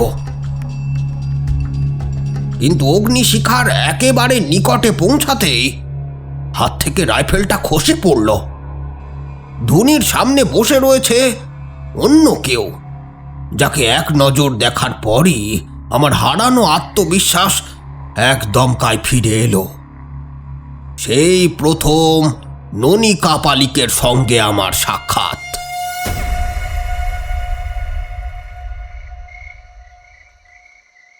এই অবধি বলে উমাশঙ্কর দম নেওয়ার জন্য থামল। গদাই কৌতূহলী হয়ে প্রশ্ন করল, আচ্ছা কর্তা, এরপর কি হলো? ননী কাপালিক আমার দিকে তাকিয়ে মৃদু হাসলেন। আয় বস, আমি তোর জন্যই এখানে এসেছি। এ কথার অর্থ বোঝার মতো পরিস্থিতি তখন আমার নেই। আমি বোকার মতো জিজ্ঞেস করলাম, আমার জন্য? হ্যাঁ, তোর জন্য। তোর তো ভয়ানক বিপদ। কিন্তু আপনি এই বিপদের আঁচ পেলেন কিভাবে বাবা? উত্তরে ননী কাপালিক আবার হাসলেন। তারপর বললেন, তরল সর্বদা নিচু স্থানের দিকেই গড়িয়ে যায় রে। এই তার প্রকৃতি, তার বৈশিষ্ট্য। এর জন্য কারো আদেশ, অনুরোধ কিংবা নির্দেশের অপেক্ষা করে না। আমাদের দৃষ্টি সদা তার ভারসাম্য বজায় রাখে। লৌকিক জগতের পাশাপাশি অলৌকিক বা অন্ধকার জগৎ সেই ভারসাম্য অনুসারে সমান্তরাল রেখায় বিরাজ করে। কিন্তু যখনই কোনো দুরাত্মা নিজের স্বার্থ সিদ্ধির জন্য দুই জগতের বিধি উল্লঙ্ঘন করে স্থিতিকে অস্থির করে তোলে, তখনই বিশ্ব সংসারে এক আলোড়নের উদ্ভব হয়। সে আলোড়ন বোঝবার ক্ষমতা সকলের থাকে না রে, না থাকে না। কঠোর সাধনার দ্বারা তার প্রাপ্তি যোগ ঘটে। ঠিক যেমন হাজার হাজার বছরের জীবন যাপনের মধ্য দিয়ে প্রকৃতির সমস্ত ইশারা বুঝতে পারে পশু পাখি। সবার আগে প্রাকৃতিক দুর্যোগের খবর ওরাই পায়, বুঝলি? ননী কাপালিকের বাহ্যিক রূপ এবং অন্তরের শক্তি আমাকে মোহিত করে ফেললে আমি ওর পায়ে লুটিয়ে পড়লাম। এরপর আমার ভয়ঙ্কর বিপদের কথা ওনাকে বলা শুরু করলে উনি আমার চোখের দিকে তাকিয়ে বললেন, সব জানি, উলুকতন্ত্র প্রয়োগ করা হয়েছে তোর উপর। তবে ভয় নেই, ননী কাপালিক থাকতে কেউ তোর কোনো ক্ষতি করতে পারবে না। তোর বিষ ও কুম্ভ যোগে জন্ম, যার অর্থ হল বিষাক্ত বন্ধন। এই যোগের অধিষ্ঠিত দেবতা হলো যম। এই জাতকেরা অন্যের কাছে অশুভ। এ কারণে তোর অন্যান্য ক্ষতি হলেও প্রাণবায়ু ফুরিয়ে যায়নি। তোর স্থানে অন্য কেউ থাকলে এতক্ষণে তার পঞ্চত্ব প্রাপ্তি ঘটত। এই বলে ননী কাপালিক আমার ওপর প্রয়োগের তন্ত্রমন্ত্রের কাটান ক্রিয়া শুরু করলেন। সমস্ত রাত জুড়ে চলল সে ক্রিয়া। মন্ত্রোচ্চারণের সঙ্গে সঙ্গে ধ্বনিতে যে সমস্ত উপকরণ উনি নিক্ষেপ করছিলেন তার প্রভাবে আমি অর্ধ চেতনায় মাটিতে লুটিয়ে পড়লাম। এরপর কেবলমাত্র এইটুকুই মনে আছে যে ননী কাপালিক ক্রিয়াকর্ম সমাপ্ত করে আমার কানের পাশে মুখ নিয়ে এসে বলেছিলেন, তোর আর কোনো ভয় নেই রে, তুই বিপদ মুক্ত। তবে উলুকতন্ত্রের প্রভাব তোর উপরে সর্বদা ক্রিয়াশীল থাকবে। তোর জীবন প্রবাহ তোকে সমস্ত কিছু ভুলিয়ে দিলেও একটা সময় আসবে যখন তোর আমাকে প্রয়োজন পড়বে। অবশ্য আমি না চাইলে কোনো কিছুই তোর স্মরণে পড়বে না। তবে ভয় পাস না, আমি যথা সময়ে উপস্থিত হব। এরপর অদ্ভুত কাণ্ড ঘটেছিল গদাই। সে কথা বললে তুমি বিশ্বাস করবে না। এক রাতের মধ্যে যেমন আমার অবস্থা খারাপ হয়েছিল, তেমনি এক রাতের মধ্যেই মূর্ছিত অবস্থা থেকে যখন আমি ফিরে এলাম, দেখলাম আমার পুরনো শরীর ফিরে এসেছে। এ তো দেব দেবতার কীর্তি শুনলাম বলে মনে হলো কর্তাবাবু। তাই বটে, ননিকা পালিক আশ্চর্য ক্ষমতার অধিকারী। সেদিন উনি না দেখা দিলে আমার মৃত্যু আটকানো সম্ভব ছিল না। যা গদাই, একবার দেখে আয় তো গোপালের জ্ঞান ফিরল কিনা। আজ্ঞে কর্তা। বলে গদাই উঠে গোপালের ঘরে গেল। তারপর ছুটে এসে বিস্ফারিত চোখ নিয়ে বলল, কর্তা, কর্তা সর্বনাশ হয়ে গেছে। খোকাবাবু ঘরে নেই, মেঝেতে চাপ চাপ রক্ত। কি বলছিস? উমাশঙ্কর ছুট দিল ঘরের ভেতর। তারপর শূন্য এলোমেলো বিছানা ও ছড়িয়ে ছিটিয়ে থাকা রক্তের দাগের দিকে নজর পড়তেই বুকটা ফাঁকা হয়ে গেল এক মুহূর্তে। গোপাল, বাবা গোপাল, গোপাল। চেঁচিয়ে উঠে মেঝেতে পড়ে গেলেন উমাশঙ্কর।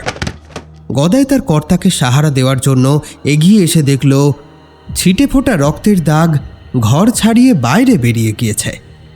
গদাই এবার উমাশঙ্করকে মেঝে থেকে তুলল। কর্তা, এই রক্তের দাগটা দেখছেন?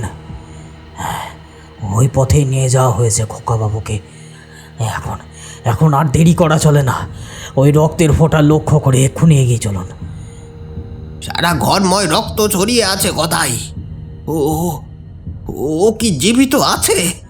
এ আপনি কি বলছেন? কিচ্ছু হবে না খোকাবাবুর। কিন্তু ওকে কে নিয়ে গেল বলতো? সেইটে জানবার জন্যই তো আমাদের আর দেরি করা চলে না। গদাই, যাবার আগে একটা প্রস্তুতি নেওয়ার প্রয়োজন আছে। ও ঘরে লোহার সিন্ধুকের ভেতর আমার আগ্নেয়াস্ত্রগুলো রাখা, ওগুলো সঙ্গে নিয়ে চল। শত্রু যেই হোক না কেন, যদি মরতেও হয় মৃত্যুর আগে তাকে বুঝিয়ে দেব লড়াইটা সাধারণ ছিল না। এবার আগ্নেয়াস্ত্র হাতে উমাশঙ্কর রক্তের চিহ্ন ধরে এগিয়ে চললেন। গ্রামের খোলা প্রান্তর পেরোতেই রক্তের দাগ আচমকা উধাও হয়ে গেল। এই সময় একটা গাছের পাতার ওপর রক্তের দাগ লক্ষ্য করে গদাই বলল, কর্তা, এদিকে। উমাশঙ্কর ছুটে গিয়ে দেখলেন গাছের পাতা ও ওপর দিকের ডালে রক্তের চিহ্ন। গদাই ফের বলল, এ কোনো মানুষের কাণ্ড নয় কর্তা। আমার মনে হচ্ছে কোনো হিংস্র জানোয়ার খোকাবাবুকে মুখে করে টেনে নিয়ে গেছে। নইলে গাছের ওপরে রক্তের দাগ থাকবে কেন? কিন্তু সরলপুরে কবে এত বড় জানোয়ারের আমদানি হলো যে একটা মানুষকে মুখে করে গাছের ডাল ডিঙিয়ে নিয়ে যেতে পারে? তবে কি? সেই সেই এসেছে, গগনপতি। পুরনো ক্ষত এখনো তার মধ্যে জীবিত আছে নতুনের মতো। তবে আমার অনুমান বেশ কিছু অলৌকিক শক্তি সঞ্চয় করে ফেলেছে আমাকে চিরতরে কাবু করে ফেলবার জন্য। তা এখন কি করবেন কর্তা? অসামঞ্জস্য লড়াইয়ের কাছে আমার কি করার থাকতে পারে বল? যা করার করবে আমার রাইফেল। তুই এক কাজ কর গদাই, যে স্থানে তুই ননিকা পালিকের দর্শন পেয়েছিলি সেদিকে রওনা দে। ওকে গিয়ে সমস্ত ঘটনা খুলে বল। আমার অনুমান ননিকা পালিক নিশ্চয়ই আসবেন। গগনপতির হাত থেকে পুনরায় আমাকে রক্ষা করবেন। আজ্ঞে কর্তা, আমি এক্ষুনি ননিকাপালিকের সন্ধানে রওনা দিচ্ছি। এই বলেই গদাই তাল দিঘির উদ্দেশ্যে ছুট দিল। উমাশঙ্কর আর সময় নষ্ট না করে উদ্যত রাইফেল হাতে এগিয়ে চললেন সামনের দিকে। এখন তার দৃষ্টি গাছের মাথার ওপরে ঘোরাফেরা করছে। উন্মুক্ত ভূমির সর্বত্র ছড়িয়ে ছিটিয়ে আছে কিছু প্রাচীন গাছ। সেগুলোর ডালপালার দিকে বন্দুকের নল তাক করে উমাশঙ্কর উন্মাদের মতো খুঁজে চলেছেন অদৃশ্য শত্রুকে। কয়েকবার আকাশের দিকে তাকিয়ে আক্রোশ ভরা কণ্ঠে গগনপতির নাম ধরে চিৎকার করলেন, গগনপতি! তারপর নিজের মনকে শান্ত করার ব্যর্থ চেষ্টায় ফাঁকা গুলিও ছুড়লেন।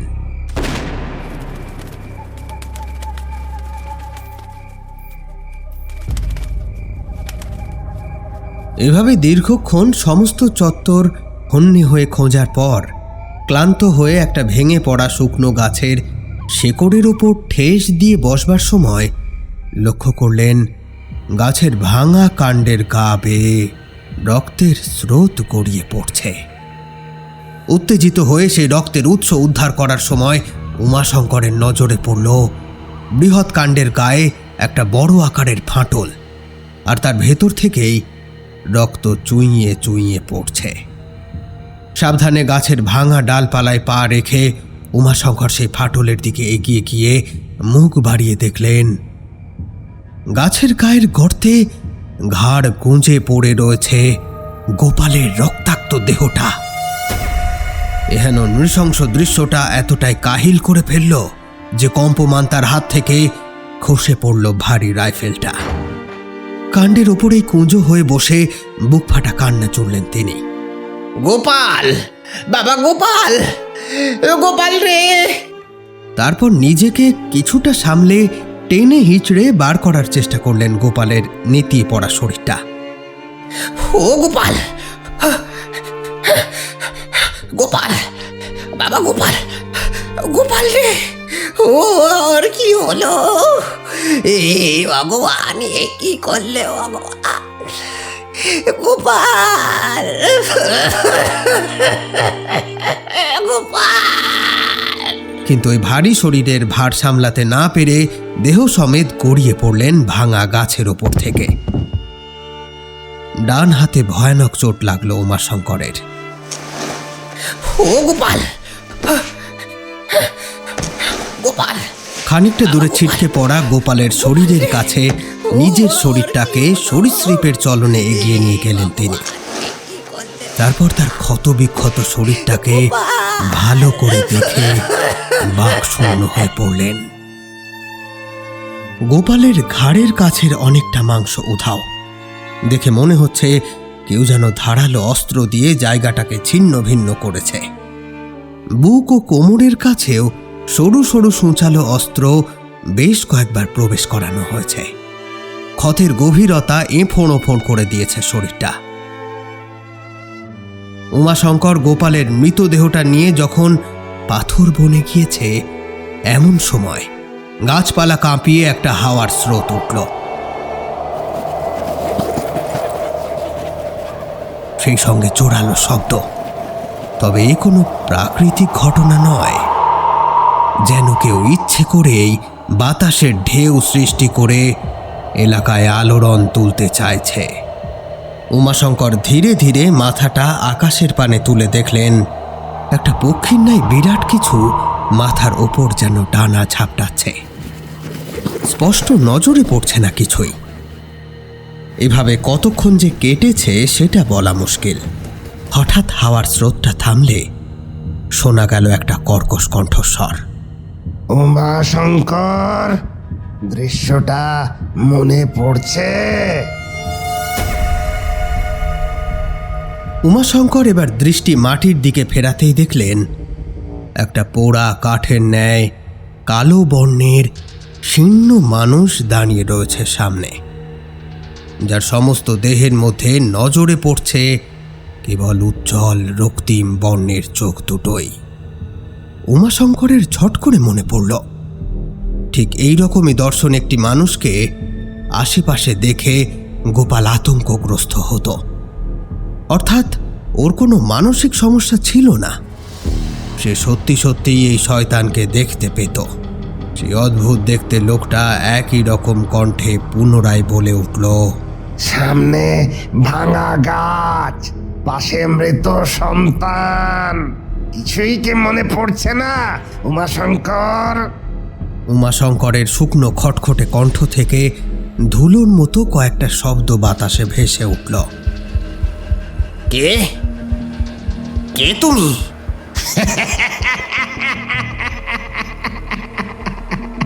আমি আমি গগনপতি রে শঙ্কর, আমাকে চিনতে পারছিস না? দাঁড়া মনে করিয়ে দিচ্ছি। ঝাটিগিরির জঙ্গলের কথা তোর মনে আছে উমাশঙ্কর? সেই প্রাচীন গাছ যেটাকে যেটাকে আমার অনুরোধ সত্ত্বেও কেটে ফেলেছিলি তুই, খুন করেছিলি আমার পোষ্য পেঁচার সন্তানদের। আহত হয়ে ওরা ওরা নিরাশ্রয় হয়ে পড়েছিল।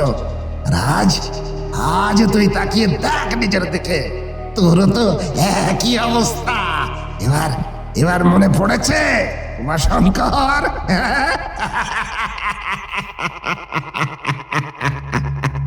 ভয়ে উমাশঙ্করের পাঁজরটা আলগা হয়ে গেল। ভয় পাস না, আজ তোকে মারবো না, এত সহজেও মারবো না। তোকে মারবার প্রথম প্রচেষ্টা যখন এই কাপালিকের কারণে বিফলে গেছে, তখন তোকে তোড়পে মারবো। কিন্তু তার আগে ওই কাপালিককে শেষ করব।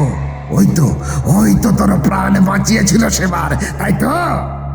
এবার আর ভুল করছি না, আগে সেই কাপালিক মরবে, তারপর তুই। আজ আমি আসি, দেখি সেই কাপালিক কোথায় তন্ত্রমন্ত্রের খেলা খেলছে। দেখাই যাক না কার তন্ত্রের ক্ষমতা বেশি। ও ভালো কথা, যাবার আগে তোর জন্য একটা উপঢৌকন আছে, আশা করি তোর পছন্দ হবে। কথা শেষ করে অদ্ভুত চেহারার লোকটা পিছোতে শূন্যে লাফ দিল, আর অমনি ওর পিঠের পেছন থেকে দুটো কালো মিশমিশে ডানার মতো কিছু বের হয়ে আকাশে ভেসে ওপরের দিকে উঠিয়ে নিয়ে গেল তার শরীরটা। এমন সময় গাছের ডালপালা নড়ে উঠবার সঙ্গে সঙ্গে উমাশঙ্করের সামনে গাছের ওপর থেকে আছড়ে এসে পড়ল একটা ক্ষত বিক্ষত নিথর দেহ। এ দেহ উমাশঙ্করের চিনতে এতটুকুও ভুল হওয়ার কথা নয়। এ যে গদাইয়ের মৃতদেহ। এরপর উমাশঙ্করের পক্ষে আর নিজের চেতনা ধরে রাখার ক্ষমতা ছিল না। জ্ঞান হারিয়ে লুটিয়ে পড়ল তার শরীরটা।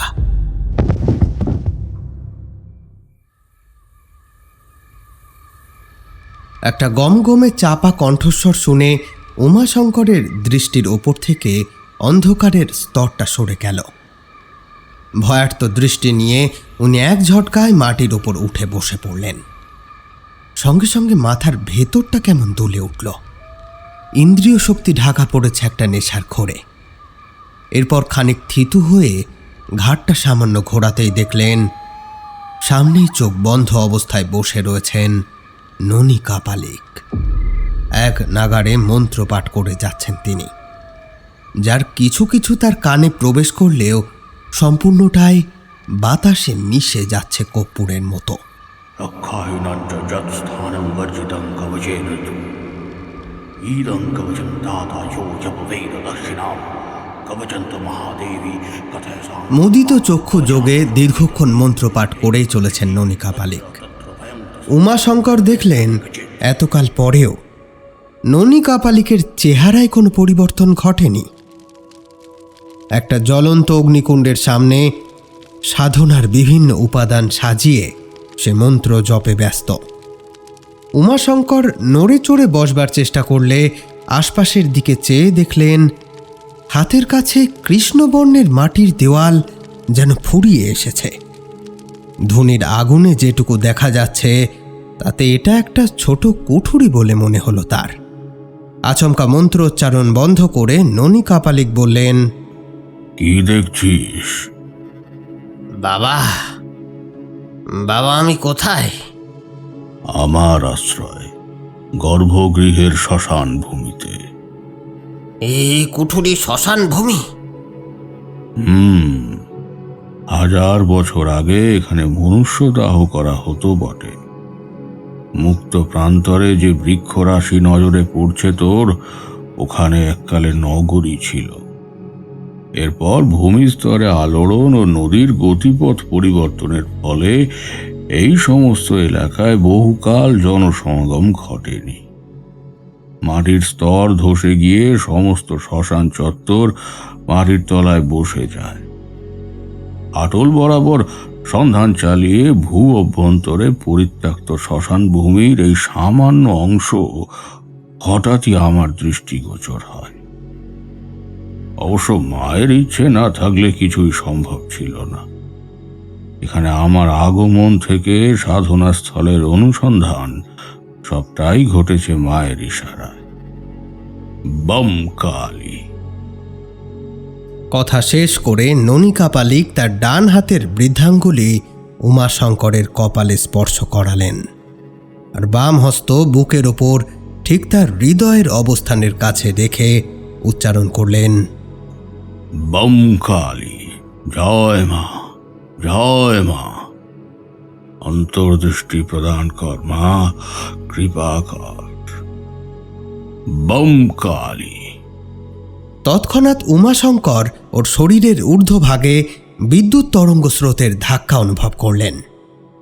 সেই সঙ্গে শরীরটা হালকা বায়বীয় পদার্থের মতো অনুভূত হলে তার চেতনার আশ্চর্য রূপান্তর ঘটল। কান্না জড়ানো কণ্ঠে উনি বলে উঠলেন, বাবা, আমি পাপাচারী। পৃথিবীর প্রাণ শক্তির সঙ্গে দুর্ব্যবহার করেছি, অন্যায় অত্যাচার করেছি। আমাকে কৃপা করো বাবা। আমার ছেলেটারেও নিয়েছে, আর সব গিয়েছে, আমার সব গিয়েছে বাবা, ক্ষমা করে দাও। মূর্খ, আমার কাছে কি প্রার্থনা করছিস? মাকে সব বল, মাকে। মাই যা করার করবে, আমি তো সেবক মাত্র।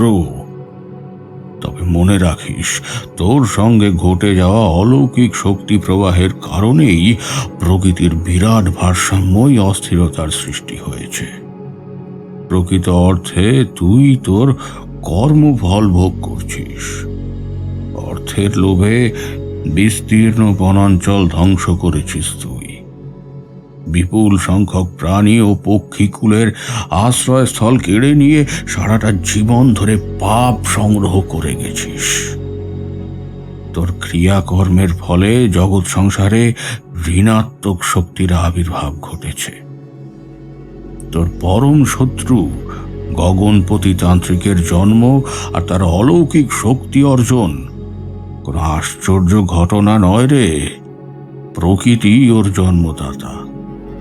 তোর মতো প্রাকৃতিক প্রাচুর্যের ধ্বংসকারী মনুষ্য জাতির বিনাশের জন্যই তার জন্ম হয়েছে। এ পথের যাত্রী কেবলমাত্র তুই একাই নোস, তাদের সংখ্যা লক্ষাধিক। আর এখান থেকেই তোর আর আমার মধ্যে যোগসূত্র স্থাপনের সূত্রপাত। অন্ধকারের শক্তি ক্ষমতা অর্জন করে জাগরিত হয়ে পড়লে শুভ শক্তির রক্ষক হিসেবে আমার আগমন হওয়াটাই স্বাভাবিক। কারণ জগতের ভারসাম্য রক্ষার দায়িত্ব মাই আমাকে দিয়েছে। জয় মা, জয় মা, বম কালী। বাবা, কিন্তু আমার সন্তান, সে তো কোনো অন্যায় করেনি, তার কেন এই পরিণতি হলো?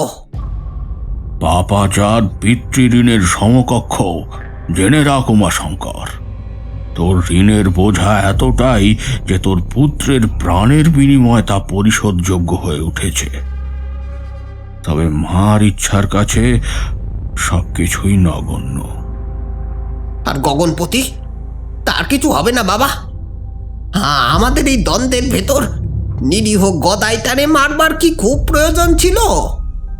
ওর কাছে গদাইকে মারবার প্রয়োজন ছিল বই কি। তুই গদাইকে আমার অনুসন্ধানে পাঠিয়েছিলিস। এই কার্যে বাধা দেওয়াটা গগনপতির লক্ষ্য ছিল। তবে ঘাবড়াস না, ওর বিনাশ হবেই। আমি এক্ষুনি উলুক সাধনায় বসব। তারপর মায়ের যা ইচ্ছা তাই হবে। বম কালী। তবে উলুক সাধনায় বসবার আগে তোর প্রাণ রক্ষার জন্য নির্মিত কবচ তোকে ধারণ করানোর প্রয়োজন আছে। তুই যতক্ষণ মূর্ছিত অবস্থায় ছিলি, আমি সেটুকু সময় তোর জীবন রক্ষক কবচ নির্মাণ করেছি। বলে ননী কাপালিক ধুনির আগুনে ডান হস্ত প্রবেশ করিয়ে সেখান থেকে তুলে আনলেন একটি 5 মুখী রুদ্রাক্ষ। তারপর সেটা উমাশঙ্করের হাতে দিয়ে বললেন, এটা সঙ্গে রাখ। যোগাগ্নি দ্বারা নির্মিত এই কবচ রুদ্রাক্ষ যতক্ষণ তোর শরীর স্পর্শ করে থাকবে, গগনপতি তোর কোনো ক্ষতি করতে পারবে না। জেনে রাখ এর মধ্যে নিহিত আছে ব্রহ্মাণ্ডের অসীম শক্তির সামান্য কণা। তুই আর আমি ছাড়া এই শক্তিপুঞ্জ স্পর্শ করার সামর্থ্য আর কোনো তৃতীয় প্রাণীর নেই। রুদ্রাক্ষটা হাতে নিয়ে আশ্চর্য হয়ে গেলেন উমাশঙ্কর। কারণ সদ্য ধুনির আগুন থেকে তোলা হলেও জিনিসটা কিন্তু হিম শীতল। ভালোভাবে সেটা পর্যবেক্ষণ করার পর হাতের মুঠোয় শক্ত করে ধরলেন। ননী কাপালিক এবার তার পাশে রাখা ঝোলা থেকে একটা মৃত কাক আর একটা মৃত পেঁচা বার করলেন। তারপর বললেন, এই দুই পক্ষী একে অপরের শত্রু, তাই তন্ত্রে এদের দুজনের ব্যবহার করা হয় শত্রু নিধনের জন্য। এরপর কাপালিক মৃত কাক ও পেঁচার দেহ থেকে পালক ছিঁড়ে ছিঁড়ে ধুনির আগুনে নিক্ষেপ করতে করতে বলে চললেন, ওং দহ দহ হন হন স্বাহা, ওং দহ দহ হন হন স্বাহা, ওং দহ দহ হন হন স্বাহা, ওং দহ হন হন স্বাহা। দীর্ঘক্ষণ এই প্রক্রিয়া চলতে থাকলে মাটির তলার ছোট্ট গর্তে উৎকট গন্ধযুক্ত ধোঁয়া পরিপূর্ণ হয়ে ফাটলের মধ্যে দিয়ে বাইরের বাতাসে ভেসে যেতে থাকল। এবার কাপালিক ঝুলির ভেতর থেকে একে একে বার করে আনলেন কুমকুম, কস্তুরী চূর্ণ আর লাল চন্দনের গুঁড়ো। তারপর এই 3 দ্রব্য মিশ্রিত করে মৃত পেঁচা আর কাকের নিষ্পালক দেহে লেপন করলেন। এবার একটা লাল শালু দিয়ে দুটি পক্ষীর দেহকে মুড়িয়ে কালো সুতো দিয়ে শক্ত করে বাঁধলেন। এরপর পক্ষীর দেহ দুটি ধুনির আগুনের ভেতর প্রবেশ করিয়ে একগুচ্ছ সরু সরু কাঠ আগুনে চাপিয়ে ননী কাপালিক বললেন, আজ পুষ্যা নক্ষত্রযুক্ত চতুর্থী তিথি। এই মোক্ষম সময় আমার ধ্বনি থেকে নির্গত উলুক সাধনার ধূম ও ঘ্রাণ এক্ষুনি তোর শত্রুকে স্থানে এনে উপস্থিত করবে। বম কালী। বলে কাপালিক ধ্বনিতে একে একে যষ্টি মধু, হরিতকি, গোরচনা নিক্ষেপ করতে করতে মন্ত্র উচ্চারণ করে চললেন। ওং নমো মহাপক্ষিণং অমূতং কুরু কুরু স্বাহা, ওং নমো পক্ষী রাজায় মে শত্রুং বশং কুরু কুরু স্বাহা, ওং বপিজং মৎস্যং কুরু কুরু স্বাহা। আচমকা শোনা গেল একটা চিৎকার। পর মুহূর্তেই গর্তের ভেতরকার মাটির মধ্যে সৃষ্টি হলো সামান্য আলোড়ন। ননী কাপালিক ও উমাশঙ্করের মাথার ওপরে ধসে পড়তে থাকলো মাটি। কাপালিক বললেন, প্রস্তুত হও উমাশঙ্কর, গগনপতি উপস্থিত। গগনপতি শব্দের অর্থ জানিস? উমাশঙ্কর ওর হাতে ধরা রুদ্রাক্ষটা আরো শক্ত করে ধরে বললেন, না বাবা। গগনপতি অর্থাৎ আকাশের অধিপতি, যার বিচরণ ক্ষেত্র আকাশ, যে নিজেকে আকাশের রাজা মনে করে। তুই ওপরের দিকে তাকা উমাশঙ্কর, এখনই তোর মনের অন্ধকারটা কেটে যাবে। ননী কাপালিকের কথা শেষ হতেই গর্তের ভেতর ওপরের মাটি ভেঙে পড়ে উন্মুক্ত হয়ে পড়ল। উমাশঙ্কর এবার ওপরে তাকিয়ে দেখলেন একটা বিরাট কায় বাদুড় পায়ে নখ নিয়ে খামচে খামচে মাটি সরাচ্ছে আর ক্রোধে ফুঁসছে। সে বাদুড়ের শারীরিক বৈশিষ্ট্য মানুষের মতো। সঠিকভাবে বললে গগনপতির পিঠের কাছ থেকে বাদুড়ের মতো দুটো পাখা বেরিয়ে শয়তানের রূপ নিয়েছে। ননী কাপালিক বললেন, নিম্ন মার্গের তন্ত্র সাধনা লব্ধ শক্তি ওকে শয়তানের রূপ দিয়েছে। ক্রোধ ও প্রতিশোধের আগুন ওকে বদলে দিয়েছে নিশাচরে। গগনপতি এবার গর্জন করতে করতে বাতাসে ভেসে গর্তের ভেতর সুচালো নখযুক্ত দুই পা ঢুকিয়ে খামচে ধরল উমাশঙ্করের কাঁধ। তারপর সজোরে ডানা ঝাপটে উড়িয়ে নিয়ে যাওয়ার চেষ্টা করলো উমাশঙ্করকে, কিন্তু পারল না। রক্ষা কবচ সেই রুদ্রাক্ষ হাজার গুণে বাড়িয়ে দিয়েছে উমাশঙ্করের দেহের ভার। ফলে ব্যর্থ হওয়ার কারণে আরো বেশি ক্রোধান্বিত হয়ে পড়ল গগনপতি। উমাশঙ্কর গগনপতির এই বিভীষিকা রূপ দেখে ভয়ে আর্তনাদ করে উঠল। শান্ত হ উমাশঙ্কর, শান্ত হ। রক্ষা কবচের কারণে ও তোর কোনো ক্ষতি করতে পারবে না। তুই চোখ বন্ধ করে এক মনে মাকে ডাক। হাজার চেষ্টা করেও উমাশঙ্কর ননী কাপালিকের আদেশ পালন করতে পারলেন না। উমাশঙ্করকে তুলে নিয়ে যেতে অসমর্থ হয়ে ওদিকে গগনপতি মুখ হাঁ করে কামড়ে ধরতে চাইল ওর মাথাটা। আর অদৃশ্য এক শক্তি বারবার আঘাত হানতে থাকলো ওর বিভৎস কুৎসিত মুখটায়। এভাবে কিছুক্ষণ চেষ্টা করার পর একরকম অপারগ হয়ে গগনপতি উমাশঙ্করকে ছেড়ে গর্তের ওপর পাক খেয়ে উঠতে উঠতে বলে চলল, কাপালিক, তুই ওকে বাঁচাতে পারবি না। ওকে ওকে আমি শেষ করবই। মন্ত্রের শক্তি আমারও আছে। ভালো চাস তো সরে যা আমার সামনে থেকে। তোর সময় শেষ গগনপতি।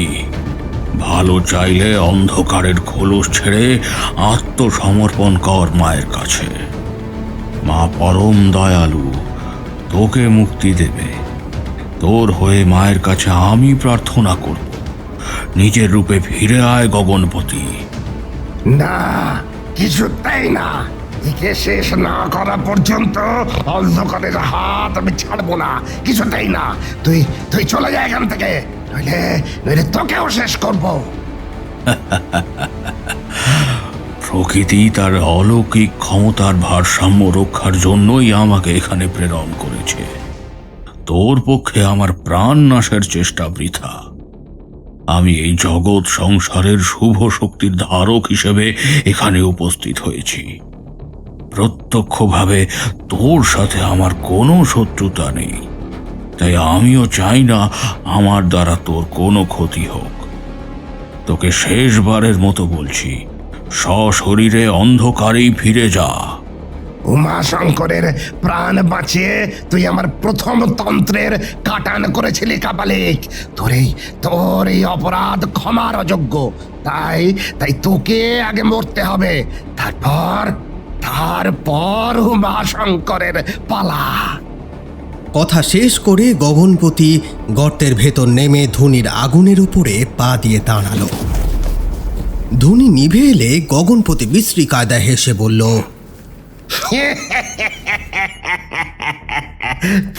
তোর উলুক সাধনার আগুন সমাপ্ত। এবার কি করবি কাপালিক?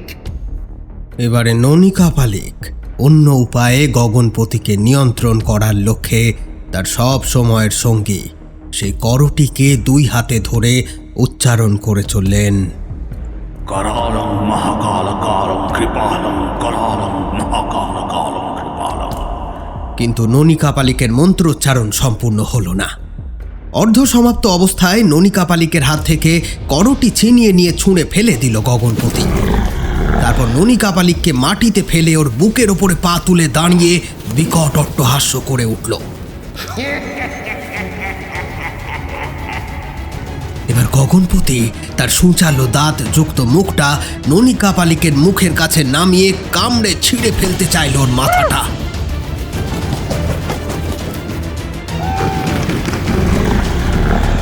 চরম মুহূর্তে উমাশঙ্কর ভয়ে চিৎকার করে বলে উঠলেন, বাবা, এটা ধরুন বাবা।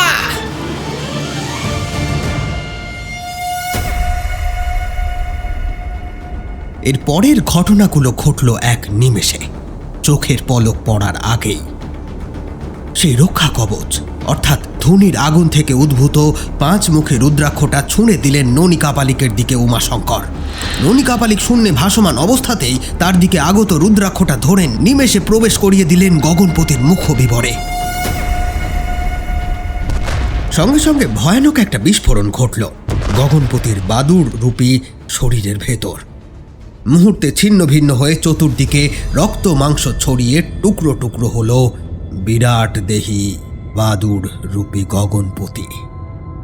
শান্ত হলো পরিবেশ। ননী কাপালিক হাসতে হাসতে উঠে দাঁড়িয়ে বললেন,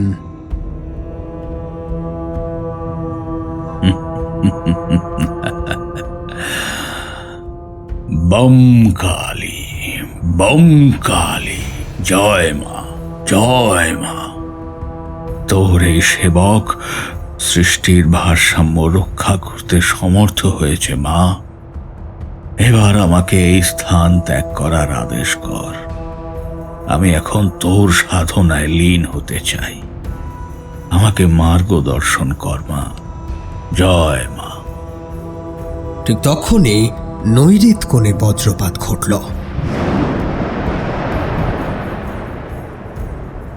ননী কাপালিক তার ঝুলি কাঁধে তুলে নিলেন। তারপর তার সব সময়ের সঙ্গী সেই করটিটা হাতে তুলে নিয়ে উমাশঙ্করের দিকে আশীর্বাদ সূচক ইঙ্গিত করে ধীরে ধীরে গাছগাছালি পেরিয়ে খোলা প্রান্তরের দিকে মিলিয়ে গেলেন। আপনারা শুনছিলেন আশিস চক্রবর্তীর কাহিনী উলুকতন্ত্র। গল্পটি কেমন লাগলো কমেন্ট সেকশনে জানাতে কিন্তু ভুলবেন না। যে সমস্ত শ্রোতারা এখনও আমাদেরকে সাবস্ক্রাইব করেননি তারা দয়া করে সাবস্ক্রাইব করে বেল আইকনটি প্রেস করে দেবেন।